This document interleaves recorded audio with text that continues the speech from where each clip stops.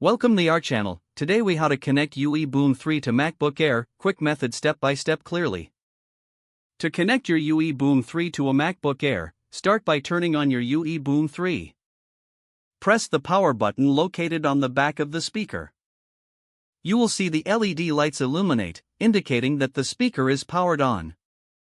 Next, put your UE Boom 3 into pairing mode. To do this, press and hold the Bluetooth button on the top of the speaker. The speaker will announce that it is in pairing mode, and the Bluetooth light will start to blink. Now, turn on your MacBook Air. Click on the Apple logo in the top left corner of your screen. Select System Preferences from the drop-down menu. In the System Preferences window, click on Bluetooth. Ensure that Bluetooth is turned on. If it is off, click on the Turn Bluetooth On button. You will see a list of available devices. Look for your UE Boom 3 in the list of devices. Once you see it, click on the Connect button next to the UE Boom 3. You may hear a confirmation sound from the speaker once it is successfully connected. Now, your UE Boom 3 is connected to your MacBook Air. You can test the connection by playing some audio on your MacBook. Adjust the volume on both your MacBook Air and UE Boom 3 as needed. Your UE Boom 3 is now ready for use with your MacBook Air.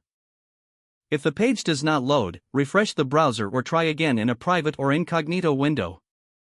Make sure you are using the correct email address, then retype it carefully to avoid small typos. If your password is not accepted, use the reset option and create a new strong password you can remember. Check your spam folder for verification or security emails, then complete any requested confirmation steps.